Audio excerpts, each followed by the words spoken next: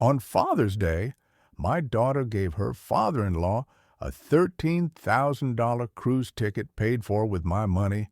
I got a $2 lottery ticket, and I got a $2 lottery ticket. She laughed, saying, "If I'm lucky, half of it is mine." I smiled, but my heart was boiling with anger. That ticket brought me $120 million, and I taught her a lesson she will never forget. Instead of half the amount, she got what she deserved. Before we continue, please subscribe to the channel and let us know where you are listening in the comments. Dad, here's your gift.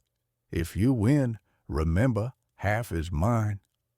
Elena's voice cut through the Father's Day dinner atmosphere as she tossed the lottery ticket across my dining table with that familiar smirk. I caught the crumpled paper, my weathered fingers smoothing it against the tablecloth. $2.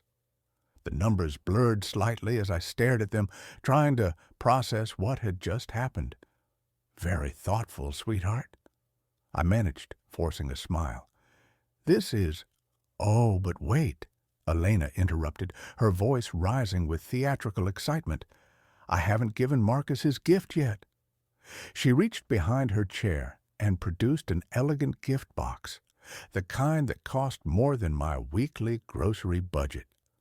The ribbon alone looked expensive, shimmering under my simple dining room light.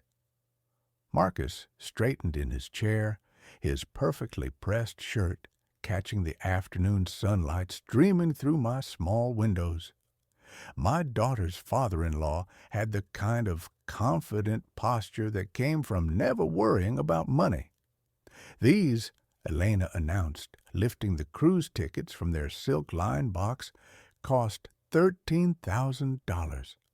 Marcus deserves the best for everything he's done for our family." The weight of the lottery ticket in my hand suddenly felt microscopic.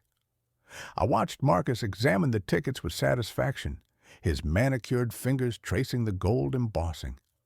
"Now, this is what I call a proper gift, Elena," Marcus said, his voice carrying that particular tone of approval reserved for expensive things.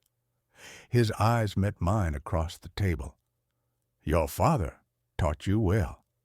The phrase hung in the air like smoke. Other family members shifted uncomfortably, suddenly finding their plates fascinating. My sister Patricia cleared her throat while my nephew Lucas studied his hands. "Dad always said, 'Actions speak louder than words,'" Elena replied, her laugh bright and sharp. She glanced at Marcus, and something passed between them, a look that made my chest tighten. Some people show love through grand gestures. Others, she gestured vaguely at my lottery ticket. I held the paper steady, though my hands wanted to shake. "I appreciate the thought, Elena. Really?" "Oh, it's just a little joke," she said, waving dismissively. "But seriously, if you hit the jackpot, I expect my cut. I paid for it after all." Marcus chuckled, the sound low and satisfied. "Perhaps next year Harold will surprise us all with something more substantial." The afternoon sunlight highlighted every uncomfortable expression around my table. Patricia's fork paused halfway to her mouth. Lucas's wife, Emily, studied the family photos on my walls with sudden intensity. Even my grandson Noah, usually buried in his phone, looked up with confusion. "These cruise tickets," Marcus continued, fanning them out like playing cards, "represent 2 weeks in the Mediterranean. First-class accommodations, private balcony, all meals included, the kind of experience that creates lasting memories." I nodded, my throat tight. "Sounds wonderful." "It is wonderful," Elena agreed. "Marcus has always been there for us financially. He helped us buy our house, paid for Noah's private school, even covers our country club membership. He's earned something special. The lottery ticket felt like it might disintegrate in my grip.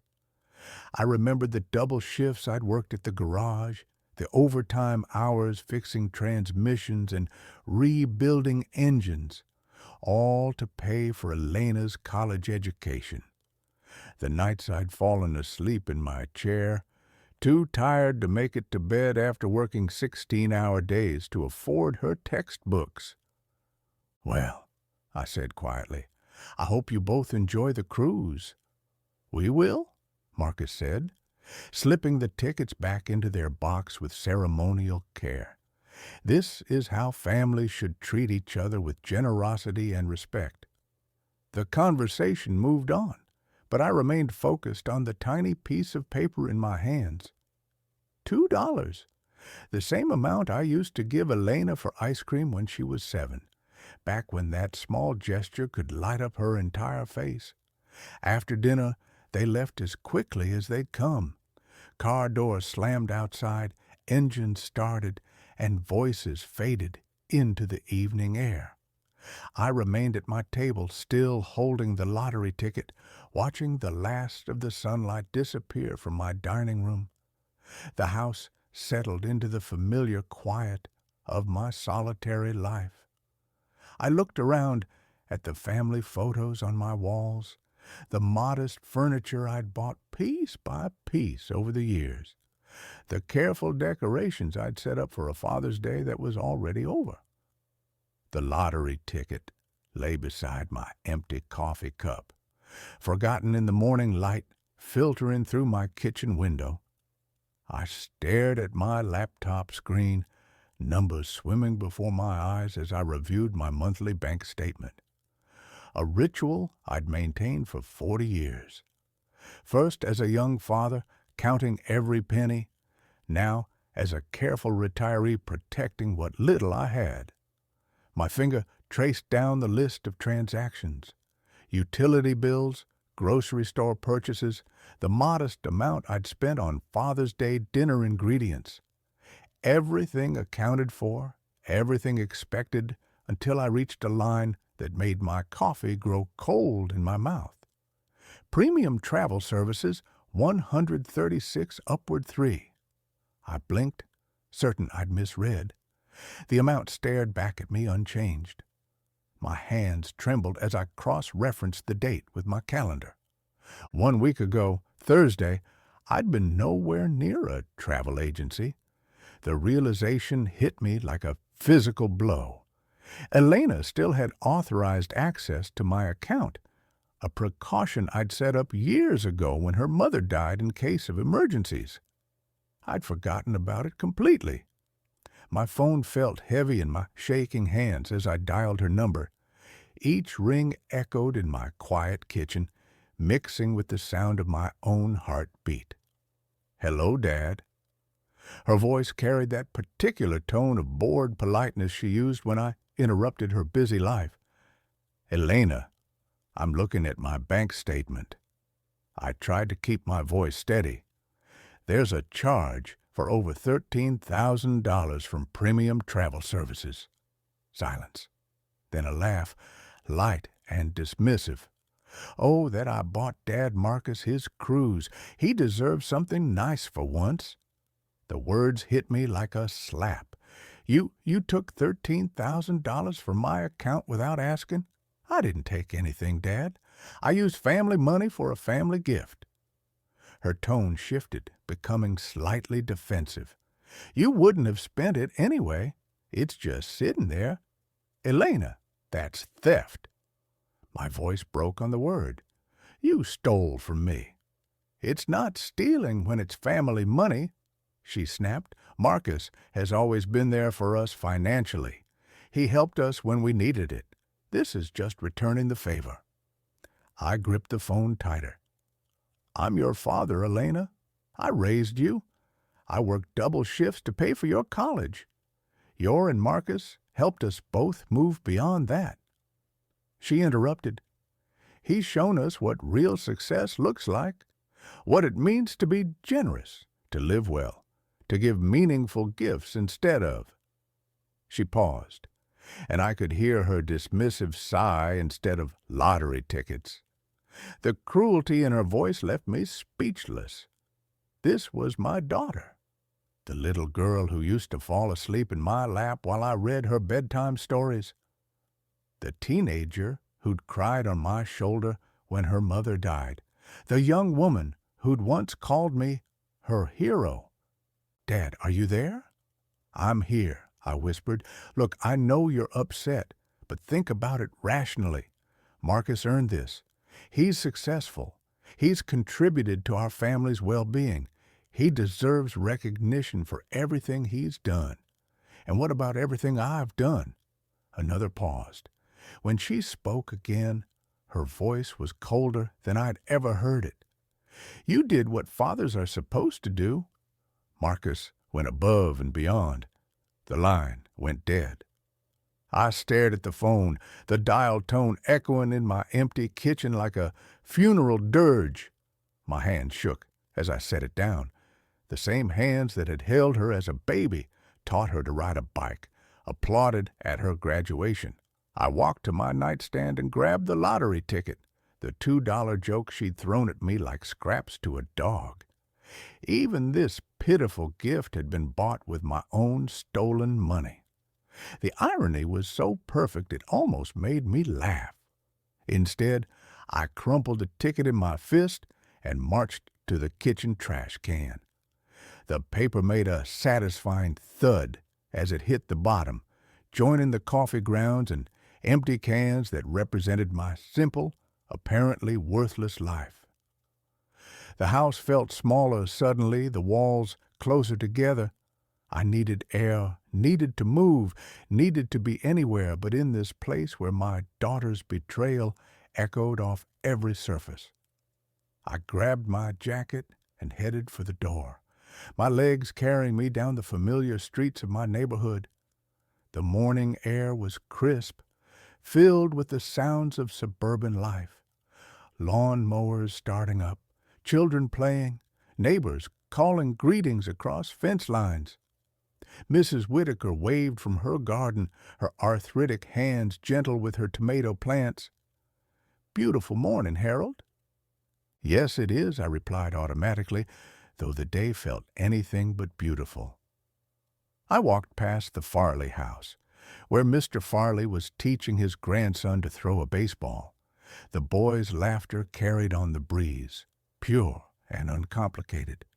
I remember teaching Elena the same way, her small hands gripping the ball with determination, her face bright with joy when she finally made a perfect throw. When had that changed? When had my love become insufficient? My life something to be ashamed of? The questions followed me down Maple Street, past the corner market where I'd bought Elena candy as a child, past the park where she'd played on summer afternoons. Every memory felt tainted now, viewed through the lens of what she'd become. My phone buzzed with a text message. For a moment, hope fluttered in my chest. Maybe Elena had reconsidered. Maybe she'd realized what she'd done. "Dad, I talked to Marcus about the money situation. He thinks you're overreacting. It's not like you needed it for anything important. We'll pay you back when we can. Maybe for Christmas, 'kay?" I stopped walking, read the message again. Then a third time, "when we can," as if $13,000 was pocket change, as if my financial security was negotiable, as if I should be grateful for the possibility of eventual repayment. The phone rang before I could respond. My sister Patricia's name appeared on the screen. "Harold, are you okay? Elena called me, said you were upset about some money thing. She stole $13,000 from my account." Patricia. The words came out flat, emotionless. To buy her father-in-law a cruise. Silence. Then she what? She still had access to my account? She used it to buy Marcus a $13,000 cruise for Father's Day. She gave me a $2 lottery ticket and told me half the winnings were hers. "Jesus," says Harold. "Are you sure? Maybe there's some mistake." She admitted it, said it wasn't really stealing because it was family money. I laughed bitterly. She said Marcus deserved it because he's been generous to them, unlike me, apparently. Patricia's voice softened with a kind of sympathy that made my chest ache. "Harold, I'm so sorry. I had no idea she'd become so, I don't even know what to call it." "Cruel," I said simply. "She's become cruel." We talked for a few more minutes, Patricia offering to come over to call Elena herself, to help however she could, but there was nothing she could do, nothing anyone could do. My daughter had shown me exactly what I meant to her, and no amount of intervention could change that truth. I walked home slowly, my legs heavy with exhaustion that had nothing to do with physical exertion. The house felt different when I entered, smaller, shabbier, marked by the kind of poverty that comes from being seen through someone else's dismissive eyes. The trash can in my kitchen held the crumpled lottery ticket, a reminder of the joke that had started this whole nightmare. I stared at it for a long moment, remembering the weight of those $2 in my hand, the laughter in Elena's voice as she tossed it across the table. Tomorrow, I would call the bank. I would revoke her access to my account, take the steps I should have taken years ago. But tonight, I would sit in my quiet house and mourn the daughter I'd lost, the relationship that had died somewhere along the way without my noticing. The lottery ticket remained in the trash, forgotten and worthless, while I grieved for something far more valuable that I'd already lost. But the next morning arrived with the kind of brutal clarity that follows a sleepless night. I sat at my kitchen table, coffee growing cold, as I stared at the bag's phone number written on a piece of paper. My hands felt steady for the first time in 24 hours. First National Bank Customer Service. This is Amanda. How can I help you? I need to revoke authorized access to my account, I said. Someone has been making unauthorized purchases. The conversation was surprisingly simple. Amanda's voice carried professional sympathy as she walked me through the process. Within 15 minutes, Elena's access was terminated. New security measures were in place, and I felt something I hadn't experienced in years, the solid certainty of protecting myself. "Is there anything else I can help you with today, Mr. Bennett?" "No, that covers it. Thank you." I hung up and looked around my kitchen with new eyes. The modest space felt different, not shabby, but honest, clean, mine. My gaze fell on the trash can, and I remembered the lottery ticket lying crumpled among the coffee grounds, the $2 joke that had started this whole mess, purchased with my own stolen money and thrown back at me like I was some kind of charity case. I walked over and stared down at the crumpled paper. Even this pathetic gesture had been bought with money taken from my account without permission. The irony was almost laughable. She'd stolen from me to buy me a gift, then claimed half the potential winnings. With sudden, decisive anger, I grabbed the ticket and smoothed it out on my counter. The numbers stared back at me at 074233542, Powerball 18. I memorized them, these digits that represented everything wrong with my relationship with my daughter, then crumpled the paper again and threw it back in the trash with more force than necessary. The morning stretched ahead of me, empty and quiet. I needed to move, needed to clear my head, needed to be somewhere other than this kitchen where yesterday's betrayal still echoed off the walls. I grabbed my jacket and headed outside, letting my feet carry me down the familiar streets of my neighborhood. The morning air was crisp, filled with the sounds of honest work. Lawn mowers starting up, children playing, neighbors calling greetings across fence lines. Mrs. Whitaker was in her garden again, her weathered hands gentle with her roses. She looked up as I passed, her smile warm and genuine. "Morning, Harold.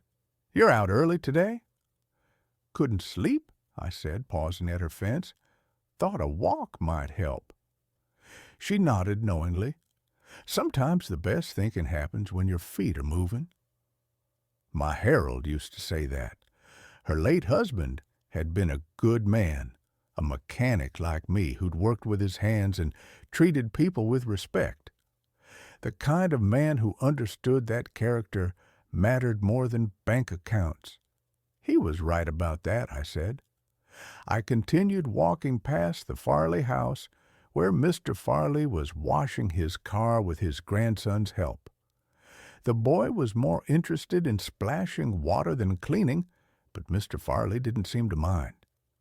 Their laughter carried on the breeze, uncomplicated and pure.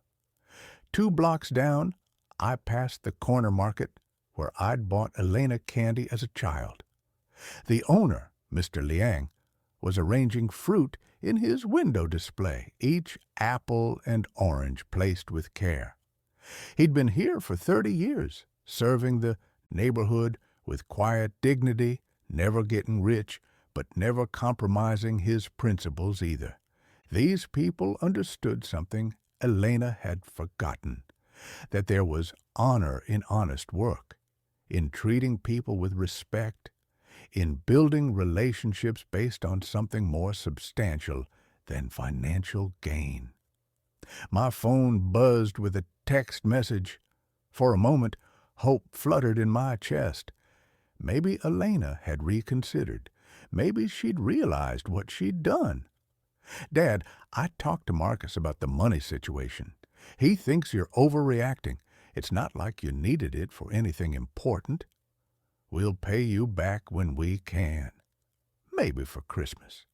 K." I stopped walking, read the message again. The casual dismissal of my financial security, the assumption that $13,000 was somehow unimportant to me, the vague promise of eventual repayment. It all crystallized into a moment of perfect clarity. This was who she had become. This was what I meant to her. I deleted the message without responding and kept walking.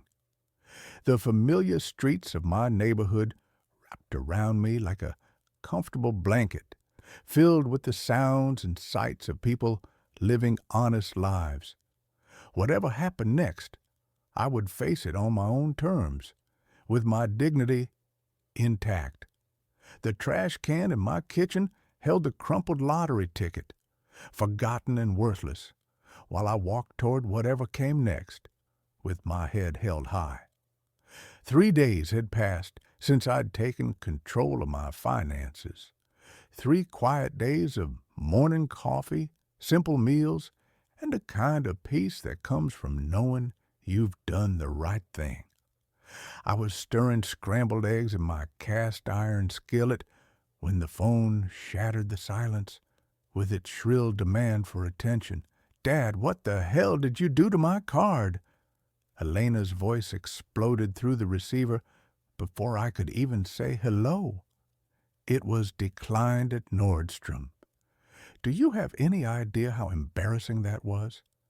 I set down my spatula carefully, my hand surprisingly steady. "I removed your access after you stole $13,000 from my account." "I didn't steal anything." Her voice pitched higher, that familiar tone she'd used as a teenager when caught in a lie. That money was for family, for someone who actually contributes to this family. "You didn't ask permission, Elena. You just took it." Through the phone, I could hear the rustle of shopping bags, the distant hum of mall traffic.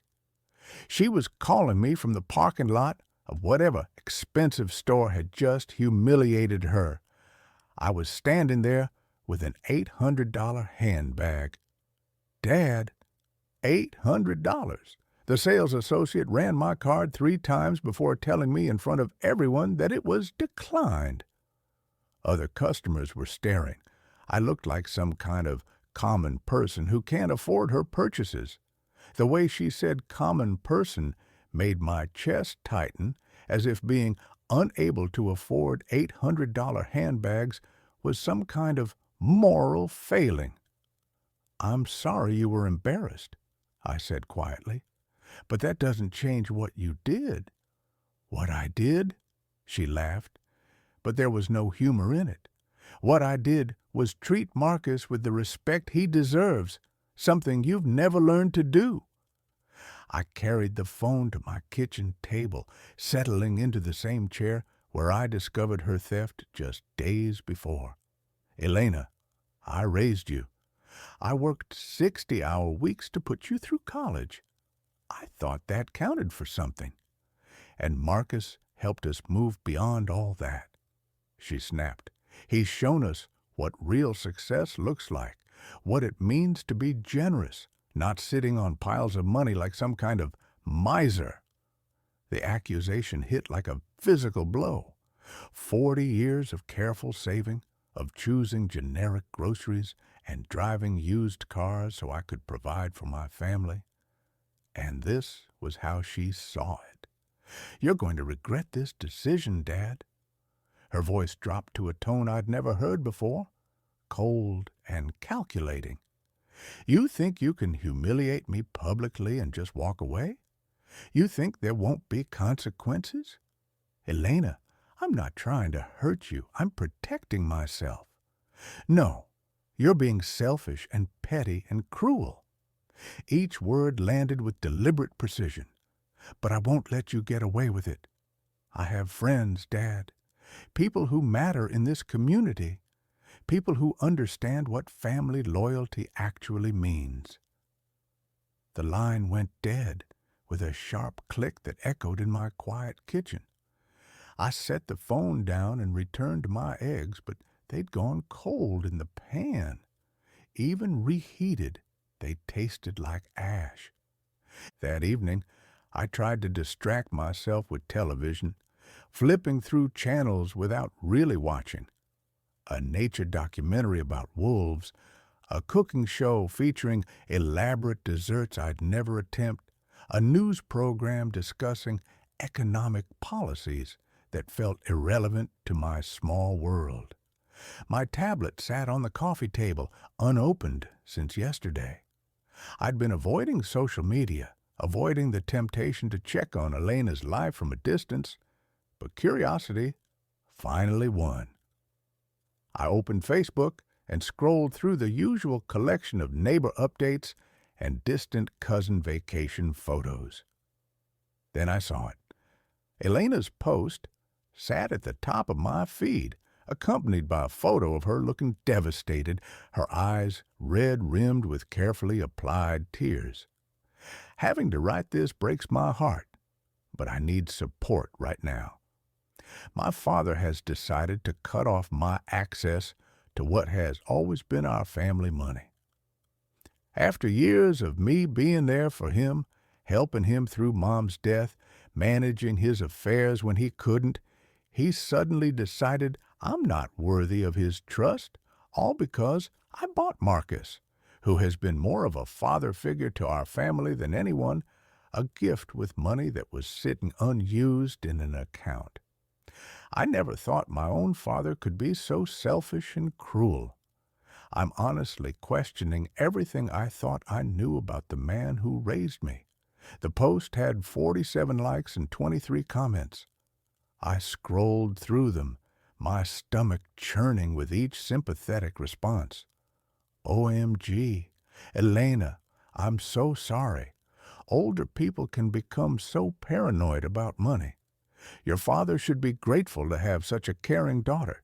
This is awful. Marcus is such a wonderful man. He deserved that gift. Your dad is being ridiculous. Family money should benefit the whole family. Hang in there, honey." I closed the tablet and sat in my darkened living room, listening to the house settle around me. Somewhere in my bedroom, forgotten in the kitchen trash, lay the crumpled lottery ticket that had started this whole mess, the $2 joke that had revealed the truth about what I meant to my daughter. The following evening found me in the same chair, remote control resting loosely in my palm as I surfed channels with no particular purpose. The social media aftermath had been consuming my thoughts all day. Neighbors who suddenly avoided eye contact, the cashier at the grocery store who'd looked at me with newfound suspicion. Elena's narrative was spreading, and I was losing the battle for my own reputation without even fighting. Click, a cooking show featuring complicated French pastries.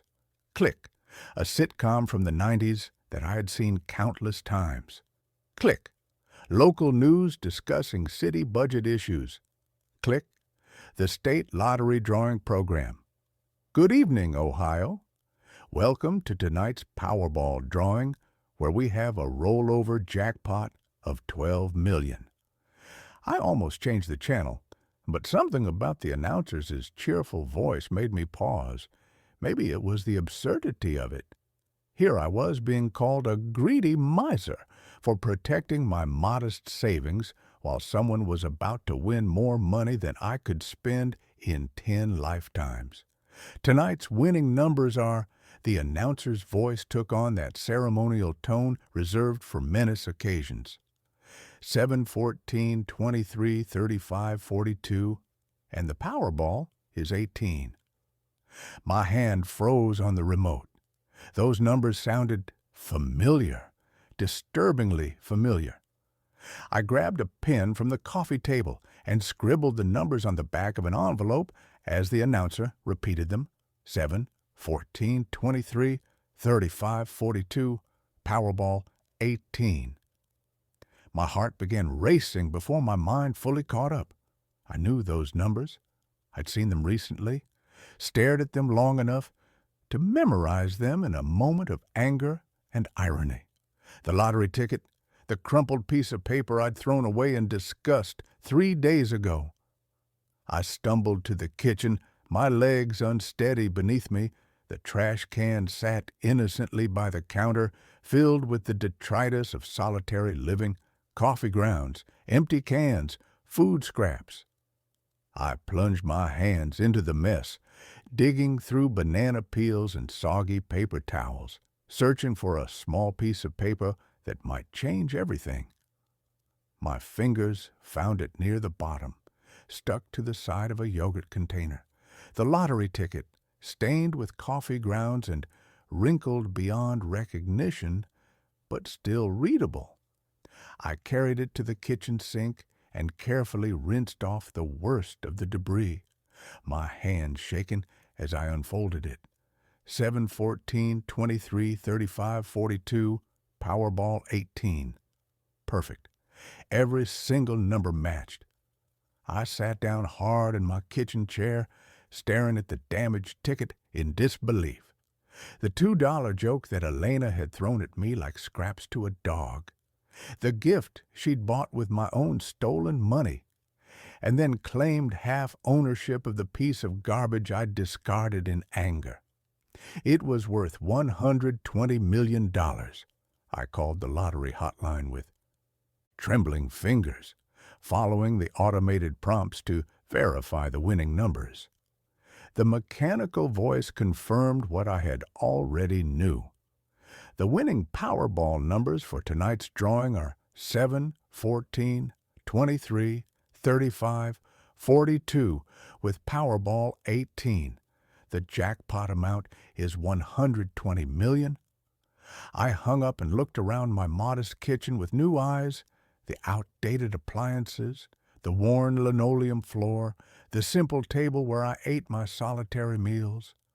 All of it suddenly felt surreal, like a movie set about to be struck and replaced with something entirely different. The lottery ticket lay on my table, still damp from its rescue from the garbage, still creased with the force of my angry disposal. Elena's voice echoed in my memory. If you win, remember half is mine. I barely slept that night, alternating between checking the lottery ticket for the 100th time and staring at my ceiling in disbelief. By morning, I'd convinced myself it had to be a mistake, a hallucination brought on by stress and social isolation. But the numbers remained the same, and the ticket, despite its journey through my garbage, was undeniably real. The Ohio Lottery Commission offices in downtown Columbus were more impressive than I'd expected. Glass and steel reaching toward gray March clouds with security guards and an atmosphere of serious business. I clutched the ticket in a plastic sleeve, my palms sweating despite the cool morning air. "Mr. Bennett." The lottery official, a woman named Sophia Lee, smiled professionally as she examined my beetle ticket. "This is quite a story. Found it in your trash." "Threw it away in anger," I admitted. "My daughter bought it as a Father's Day gift, but the circumstances were complicated." Sophia nodded without judgment, placing the ticket under some kind of specialized scanner. "We see all kinds of situations here. The important thing is verification, and I'm happy to tell you, Mr. Bennett, that this is indeed a winning ticket." The words seemed to echo in the sterile office space. I gripped the arms of my chair, afraid I might float away. "However," Sophia continued, "our verification process takes 48 hours for prizes of this magnitude.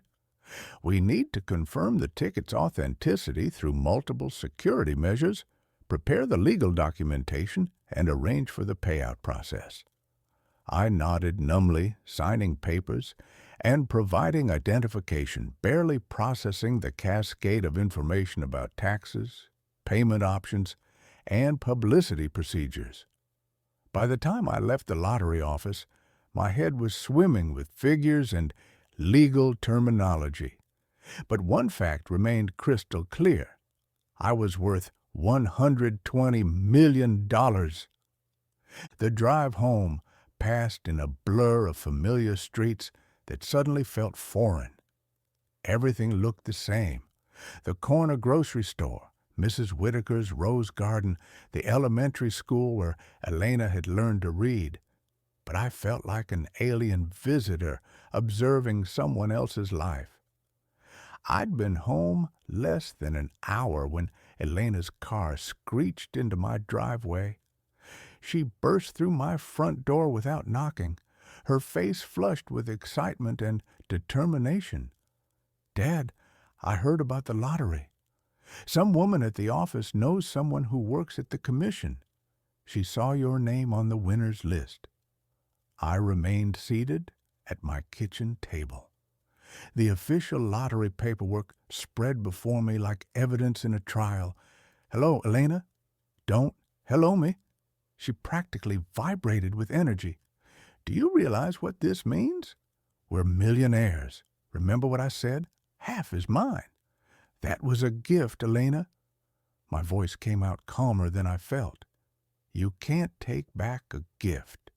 Her expression shifted, the excitement giving way to something harder. We had an agreement. Everyone at that dinner heard me say it. "Witnesses, Dad. Legal witnesses." "You threw that ticket at me like garbage," I said quietly. "You bought it with money you stole from my account. It was never about sharing anything." "Stole?" Her voice pitched upward. "I used family money for a family purpose, and now you're trying to cheat me out of what's rightfully mine." I looked at my daughter, really looked at her, and saw a stranger. The little girl who used to climb into my lap for bedtime stories had been replaced by someone I didn't recognize, someone whose first thought, upon hearing of my good fortune, was how much of it belonged to her. "The ticket was a gift," I repeated. Whatever your intentions, whatever you said, it became mine the moment you gave it to me. I'll sue you." She slammed her hand on my table, making the lottery papers jump. "I'll prove that ticket belongs to me.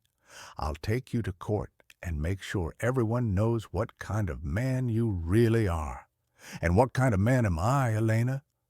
She paused, her chest heaving with anger. For a moment, I saw something flicker across her face. Recognition, maybe, or shame, but it passed quickly, replaced by cold determination, the kind who steals from his own daughter. She stormed out as dramatically as she'd arrived, her parting shot hanging in the air like smoke. I listened to her car engine roar to life and fade into the distance, then looked down at the official documentation, confirming my lottery win. $120 million, more money than I could spend in 10 lifetimes. And all I felt was tired. I woke to the sound of my phone buzzing incessantly on the nightstand, 15 missed calls, 12 text messages, and a cascade of social media notifications that made my stomach lurch before I was fully conscious.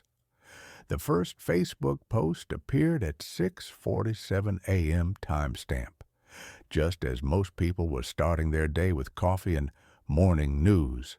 Urgent. My father has stolen my lottery ticket and is claiming the entire jackpot for himself. This is the same man who cut off my access to family money and publicly humiliated me. The ticket was my gift to him, with the clear understanding that winnings would be shared. This is elder abuse in reverse. When elderly people become so obsessed with money, they'll cheat their own children. Please share this post. I need people to know the truth about what's happening. The post included a photo of me from last Christmas, looking serious and somewhat stern in my holiday sweater. Below it, comments were already accumulating like digital wildfire. But Elena hadn't stopped there. Her Instagram featured a tearful video of her sitting in her car, mascara running down her cheeks as she spoke directly to the camera. "I don't usually air family business like this, but I'm desperate. My own father has stolen my lottery ticket, literally stolen it, and now he's claiming the entire $120 million for himself.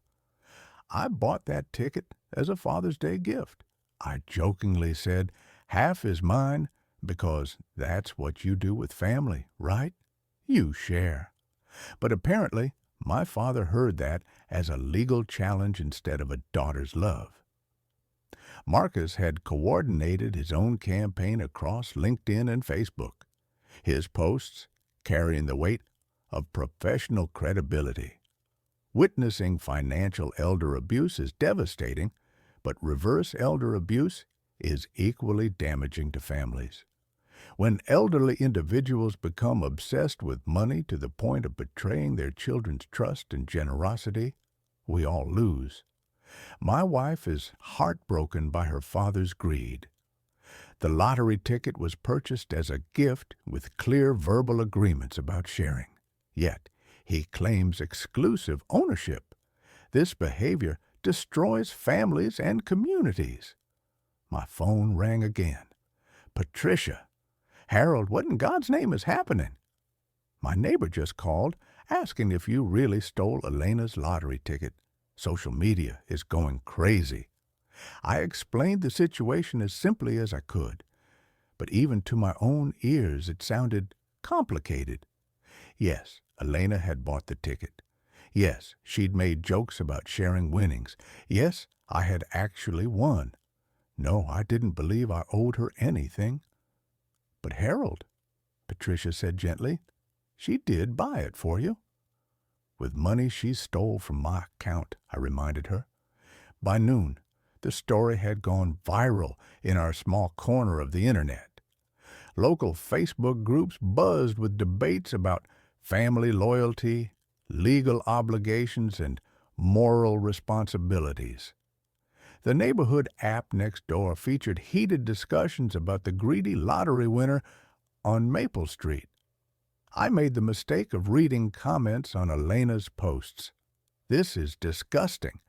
How can a father do this to his daughter? Lawyers need to get involved. This is theft. Plain and simple. I know this family. The daughter has always been so generous and kind. The father has always been weird about money. Team Elena. No way should an old man keep money. That belongs to his daughter." Marcus's professional network had mobilized, too. Colleagues from his investment firm shared his posts with serious commentary about family values and financial ethics. Their shared social circle, people I'd known for years, publicly supported Elena's version of events. I closed my laptop and walked to my kitchen window, looking out at the neighborhood I'd called home for 30 years. 3 neighbors stood near my mailbox, clearly discussing the situation. When they saw me at the window, they scattered like guilty children. My phone buzzed with a text from an unknown number. "Channel 6 wants to interview you about the lottery controversy. Can you call us?" Another message. "Columbus Dispatch seeking comment on family lottery dispute." And another legal representation available for lottery ticket disputes. Free consultation. I turned off my phone and sat in my quiet kitchen. The official lottery paperwork still spread across my table like evidence of my guilt. Outside, my neighbors whispered and speculated, their judgment delivered through social media comments and careful distances. The irony wasn't lost on me. I was worth $120 million, and I'd never felt more alone in my life. The morning light filtered through my kitchen window as I spread printed copies of Elena's social media posts across my table like evidence in a trial. Each comment, each share, each supportive response felt like another nail in the coffin of my reputation. The coffee grew cold in my cup as I read through the digital assassination of my character. My landline phone rang, cutting through the silence with its old-fashioned mechanical bell. The caller ID showed a number I didn't recognize, but something about its pattern suggested a business line.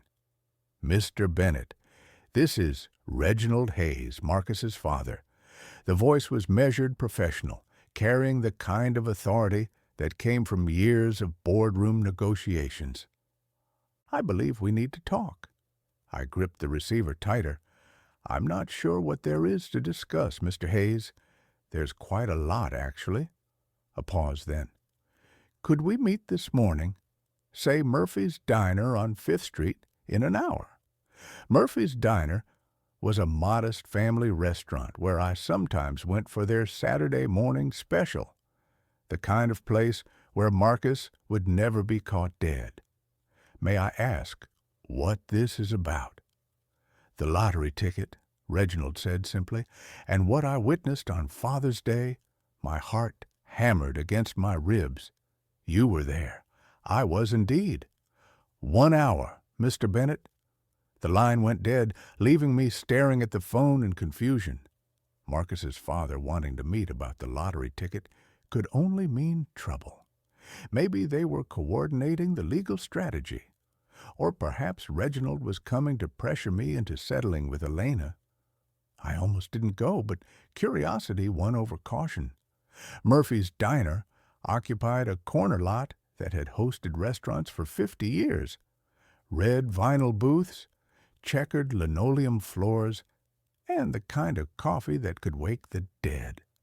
I spotted Reginald immediately. His tailored navy suit stood out like a peacock among sparrows in the humble establishment. He rose when he saw me, extending a well-manicured hand in greeting. "Mr. Bennett, thank you for coming." We slid into a booth near the window, where morning light illuminated the deep lines around Reginald's eyes. the waitress, a motherly woman named Gladys, who'd been serving coffee here since I was in my 40s, poured 2 cups without being asked. I witnessed the entire gift exchange on Father's Day. Reginald began without preamble, every word, every gesture. Your daughter handed you that lottery ticket and explicitly called it your Father's Day gift. I studied his face, searching for signs of deception or manipulation. She's claiming we had an agreement about splitting any winnings. Reginald's expression hardened. That's simply not what happened. I watched her throw that ticket across the table with a dismissive laugh. There was no negotiation, no agreement, no verbal contract. It was a gift, pure and simple. He pulled out his phone, scrolling through Facebook with the efficiency of someone who'd built a business empire in the digital age. What my son and daughter-in-law are doing is unconscionable. They're destroying your reputation with lies. You're Marcus's father, I said carefully. Why would you go against your own son? Reginald's laugh was bitter, because I raised him to have integrity, and he's forgotten everything I taught him. This lottery situation has revealed something about Marcus that deeply disappoints me. He showed me his phone screen where he'd begun typing a lengthy Facebook post. I'm going to set the record straight. My name carries weight in this community, Mr. Bennett. People know I don't lie about business matters, and this is exactly that, a matter of legal ownership and ethical behavior. I read over his shoulder as he refined his statement. As a witness to the Father's Day gathering at Harold Bennett's home, I feel compelled to address the current social media controversy. I personally observed Elena Hayes purchase and present a lottery ticket to her father as a Father's Day gift. There was no negotiation, no agreement about sharing winnings, and no conditions attached to the gift. Mr. Bennett is the rightful owner of that ticket and any winnings it may have generated. The current social media campaign against him is based on false information, and I cannot remain silent while a good man's reputation is being destroyed by members of my own family. You don't have to do this, I said quietly. Yes, I do. Reginald's finger hovered over the post button. My son has forgotten what it means to be a man of honor. Perhaps public embarrassment will remind him.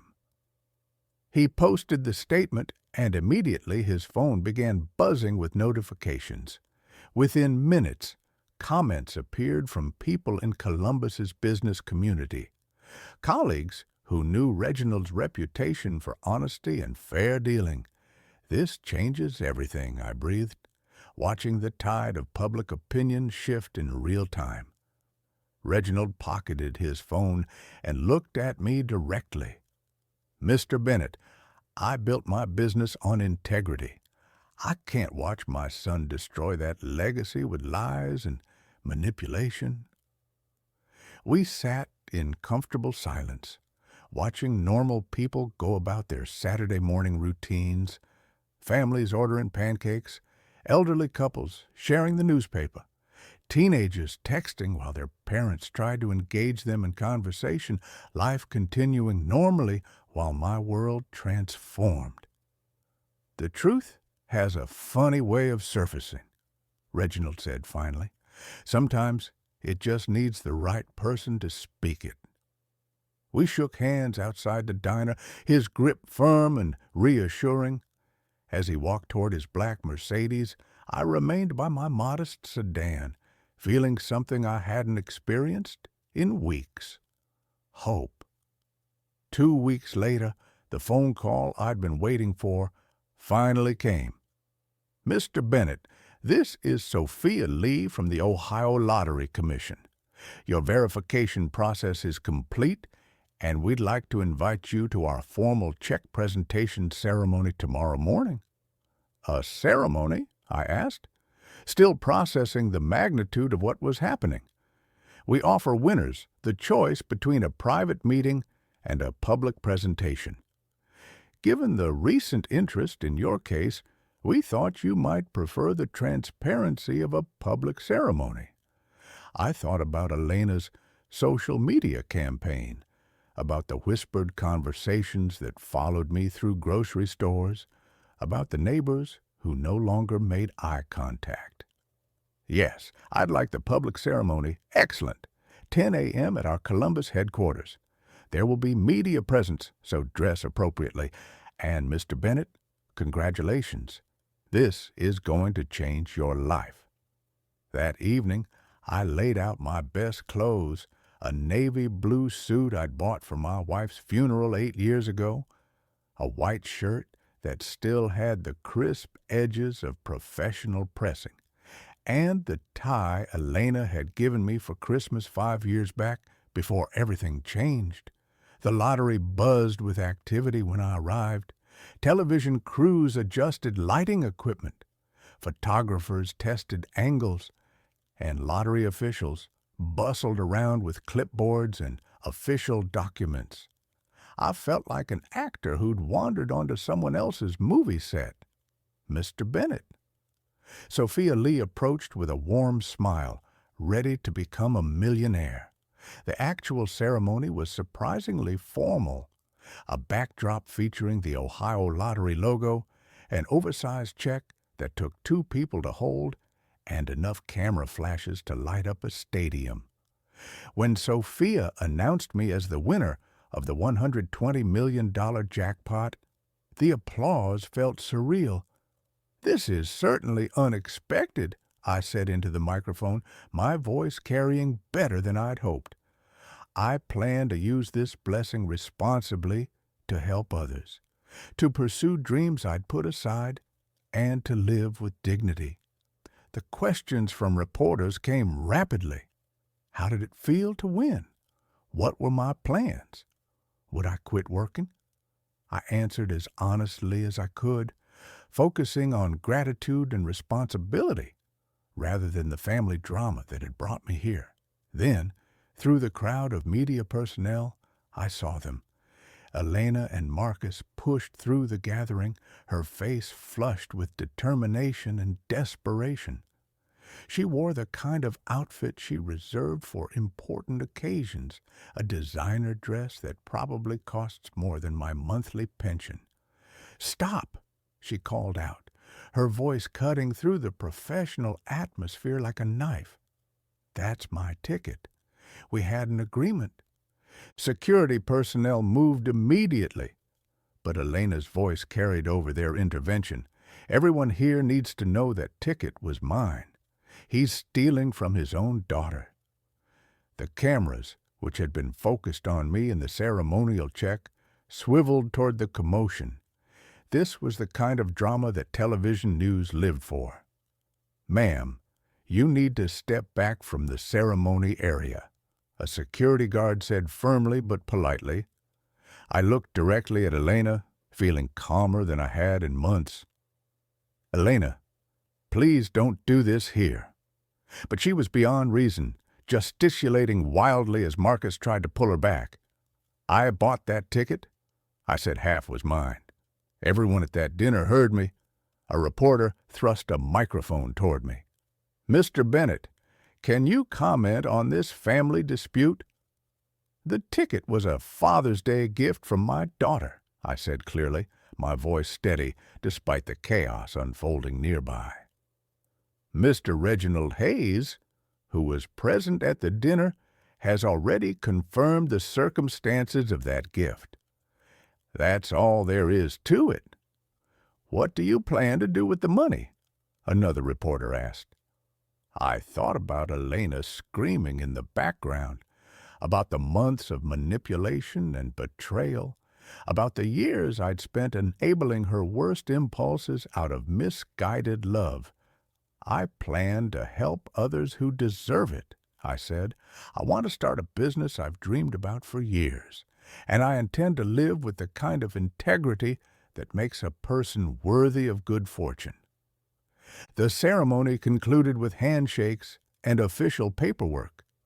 While Elena and Marcus stood by their BMW in the parking lot, arguing with each other, I could see Marcus's gestures growing more animated, his voice rising to match hers. I walked to my carrying the ceremonial check and official documentation that made me one of the wealthiest men in Ohio. As I drove away, I glimpsed them in my rearview mirror, still arguing beside their expensive car, their relationship fracturing under the weight of their own greed. For the first time in months, I smiled.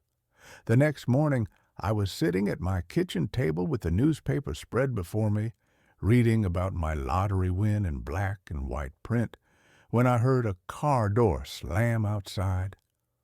Through my window, I saw Elena walking up my driveway, but her demeanor was completely different from yesterday's aggressive confrontation.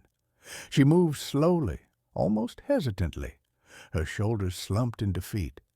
Instead of her usual bold entrance, she knocked softly on my door, 3 gentle taps that sounded almost apologetic. I opened the door to find her eyes red-rimmed and puffy, her designer clothes wrinkled as if she'd slept in them.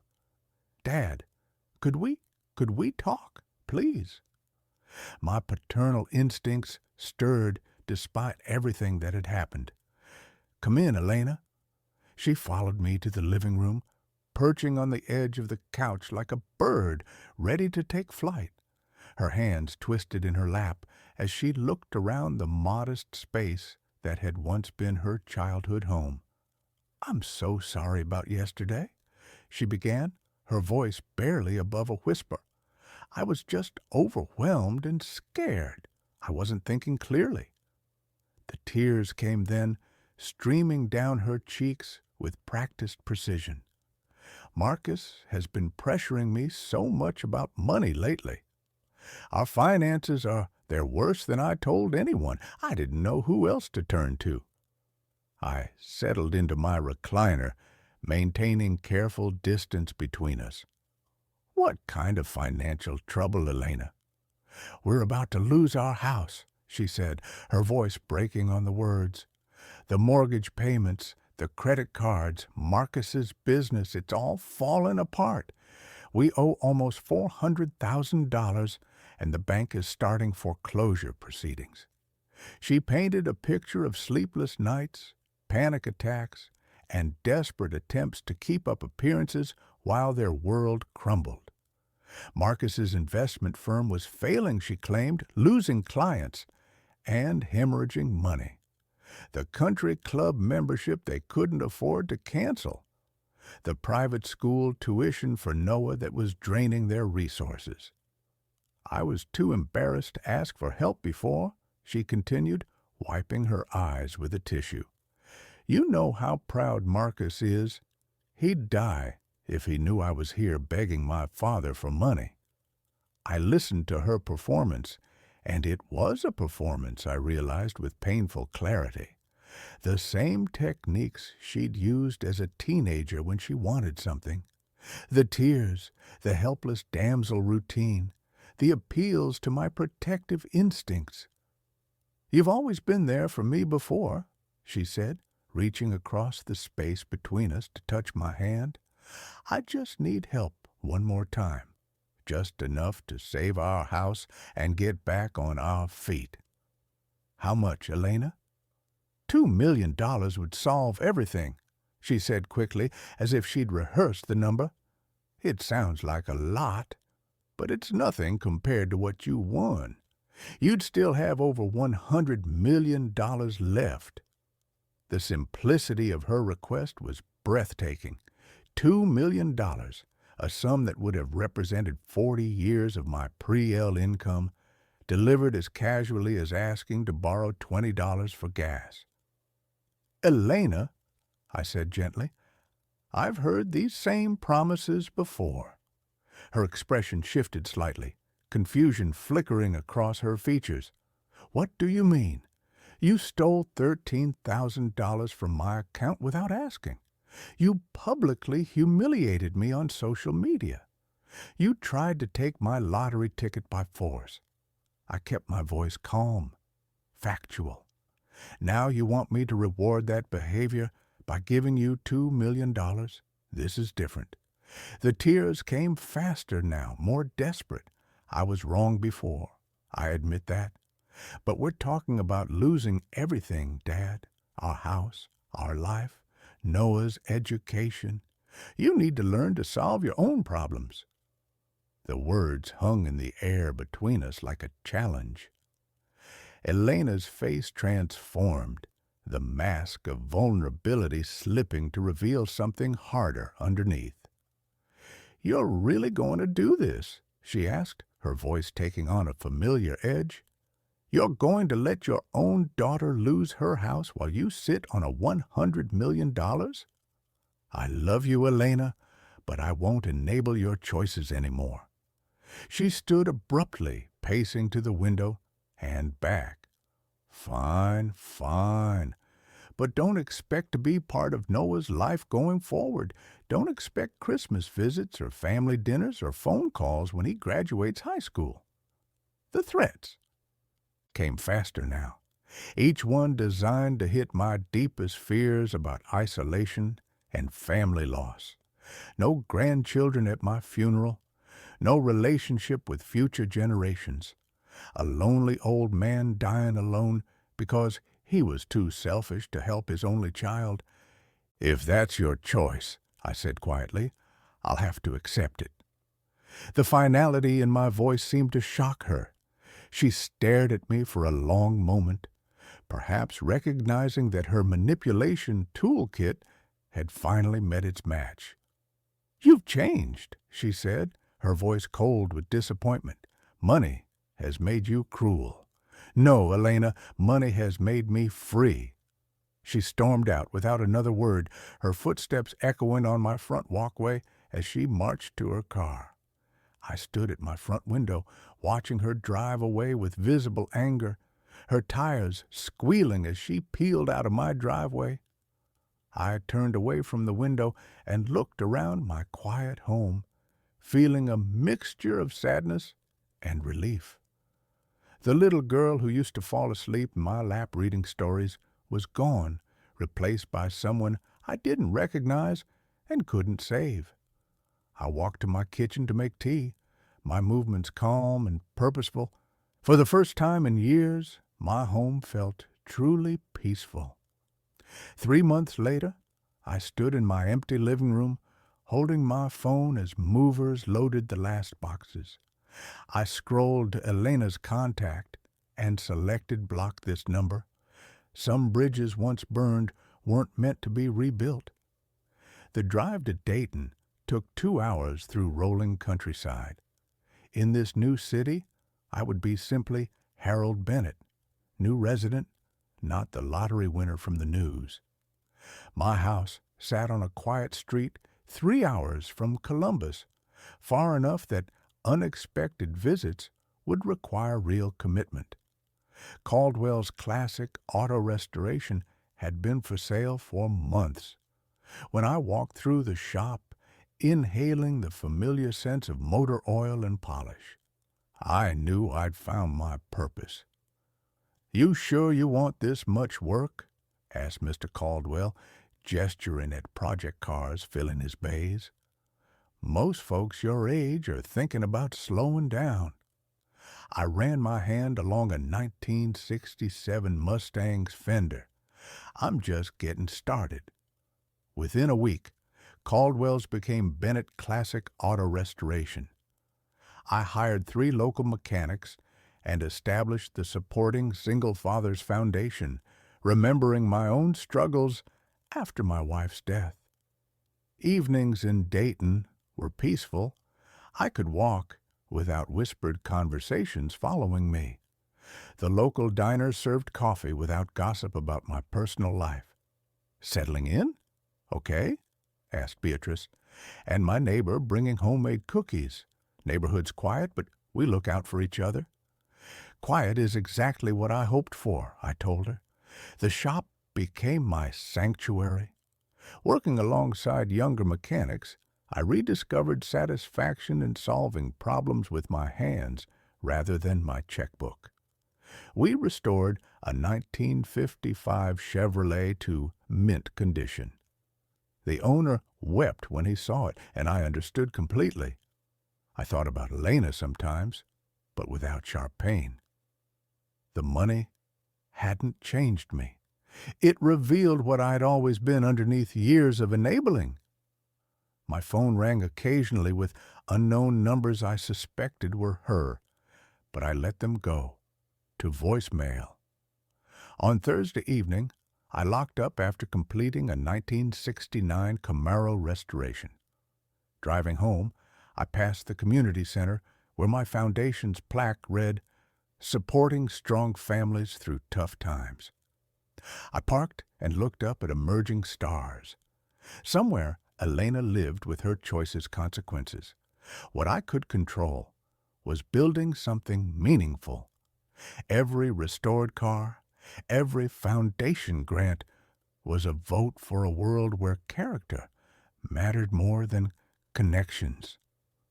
The lottery ticket hung framed in my office now, not as a trophy, but as a reminder that sometimes the most valuable gifts come disguised as garbage, and the most necessary lessons come wrapped in pain. If you like this story, please like this video, subscribe to the channel, and share your impressions of this story in the comments.